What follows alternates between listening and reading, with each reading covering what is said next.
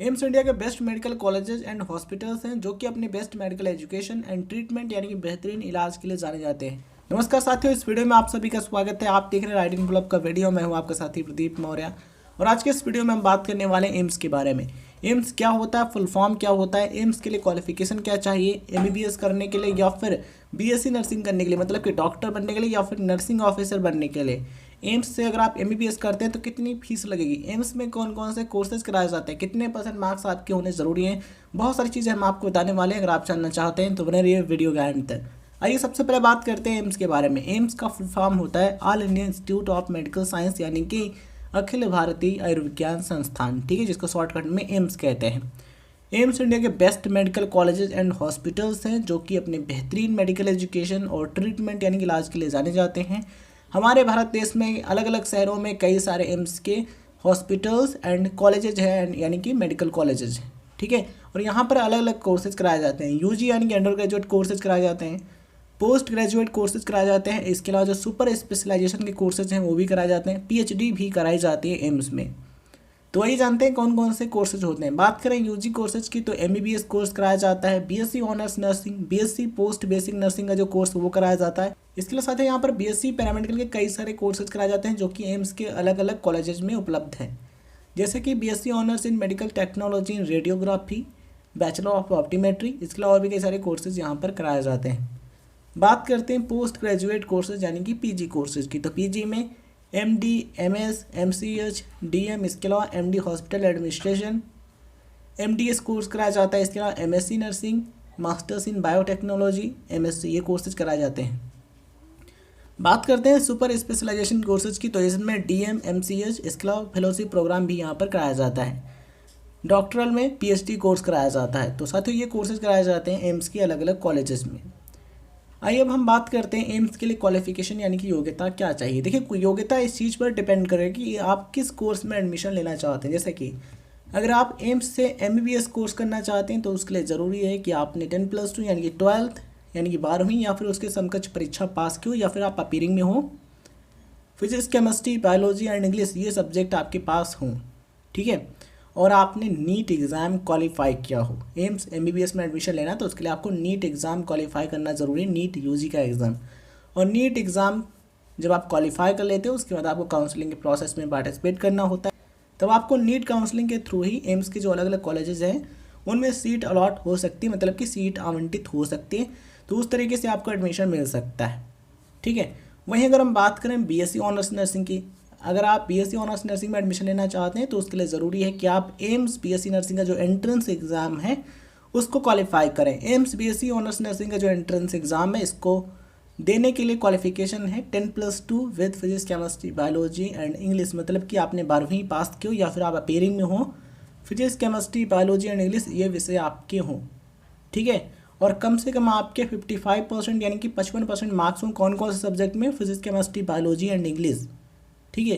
PCB and English ये subject है, इनके मार्क्स मिला करके कम से कम 55% यानी कि 55% होने चाहिए अगर आप एक जनरल या फिर ओबीसी कैंडिडेट हैं तो। वहीं अगर आप एससी या फिर एसटी कैंडिडेट हैं देन इनके मार्क्स मिला करके कम से कम 50% यानी कि 50%, तभी आप एम्स बीएससी नर्सिंग का जो एंट्रेंस एग्जाम है उसको दे सकते हैं, ठीक है। यहाँ पर आपको ये ध्यान रखना ज़रूरी है कि बीएससी ऑनर्स नर्सिंग का जो एंट्रेंस एग्ज़ाम है एम्स का, इसके लिए ओनली फीमेल कैंडिडेट यानी केवल लड़कियां ही अप्लाई कर सकते हैं, लड़के अप्लाई नहीं कर सकते बीएससी ऑनर्स नर्सिंग के लिए, ठीक है। इसके अलावा जो बीएससी पैरामेडिकल के कोर्सेज हैं इनके लिए आपने 12वीं पास किए फिजिक्स, केमिस्ट्री, मैथमेटिक्स यानी पीसीएम से या फिर पीसीबी से आप अप्लाई कर सकते हैं। और बीएससी पैरामेडिकल के कोर्सेज जो एम्स के हैं इनके लिए मेल एंड फीमेल यानी कि लड़के और लड़कियाँ दोनों ही अप्लाई कर सकते हैं। तो ये चीज़ें हैं, आई होप आपको समझ में आ गई होंगी। इसके अलावा जो पोस्ट ग्रेजुएट कोर्सेज हैं उनके लिए ज़रूरी है कि आपने यूजी कोर्सेज कंप्लीट किए हो, मतलब कि आपने बैचलर डिग्री की हो। आप जिस भी कोर्स में एडमिशन लेना चाहते हैं उससे रिलेटेड फील्ड में आपने बैचलर डिग्री यानी कि आपने ग्रेजुएशन किया हो, तभी आप जो मास्टर डिग्री कोर्सेज हैं पोस्ट ग्रेजुएट कोर्सेज उनमें एडमिशन ले सकते हैं। तो ये चीज़ें हैं, आई होप आपको समझ में आ गई होंगी। अब हम बात करते हैं एम्स में एमबीबीएस की फ़ीस कितनी होती है। यहाँ पर मैं आपको बताना चाहूँगा एमबीबीएस कोर्स के बारे में। एमबीबीएस कोर्स की ड्यूरेशन होती है 5.5 ईयर्स यानी कि 5.5 साल, जिसमें से 4.5 ईयर्स यानी कि 4.5 साल का आपका कोर्स रहता है। इसके अलावा 1 साल के यानी कि 1 ईयर की जो कंपल्सरी इंटर्नशिप है वो आपको करनी होती है। इस तरीके से 5.5 साल यानी कि 5.5 ईयर्स लग जाते हैं।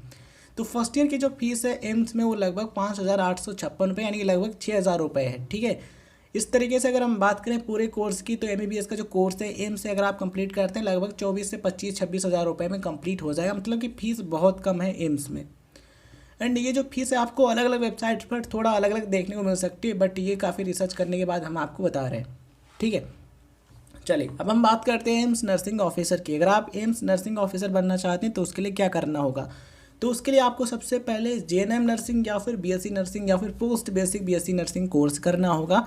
ठीक है, और आपका रजिस्ट्रेशन भी होना चाहिए स्टेट नर्सिंग काउंसिल में या फिर इंडियन नर्सिंग काउंसिल में, इस चीज़ को आप ध्यान रखिएगा। उसके बाद आपको नॉर्सेट एग्ज़ाम के लिए अप्लाई करना होगा, नॉर्सेट क्लियर करना होगा। अगर आप क्लियर कर लेते हैं तो आप नर्सिंग ऑफिसर बन सकते हैं।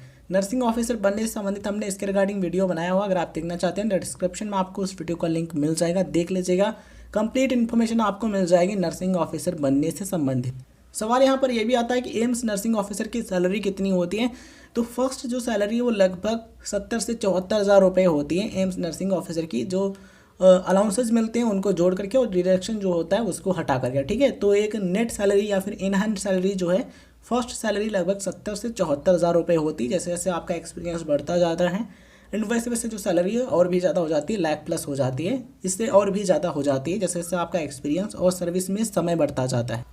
बहुत से स्टूडेंट्स ये भी सवाल करते हैं कि एम्स में एमबीबीएस करने के लिए नीट में कितने मार्क्स चाहिए, तो उसके लिए देखिए अगर आप एक जनरल यानी कि अनरिजर्व कैंडिडेट हैं देन आपके जो मार्क्स हैं 597 से या फिर कहें 600 से 700 के बीच में या फिर 710 हैं 706 हैं, है ना, तो मैक्सिमम चांसेज होंगे कि आपको एम्स एमबीबीएस में एडमिशन मिल जाए।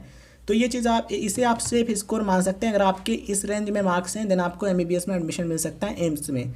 अगर आप एक ओबीसी या फिर ईडब्ल्यूएस या फिर एससी या फिर एसटी कैटेगरी कैंडिडेट हैं देन आपके जो मार्क्स हैं ये स्कोर जो हमने बताया इससे कम है, ठीक है, तभी आपका एडमिशन हो सकता है। आई होप आपको सारी चीज़ें समझ में आ गई होंगी। इसके रिगार्डिंग फिर भी कोई क्वेश्चन है तो आप कमेंट सेक्शन में मेंशन कर सकते हैं, हम आपको उसका रिप्लाई करने का प्रयास करेंगे।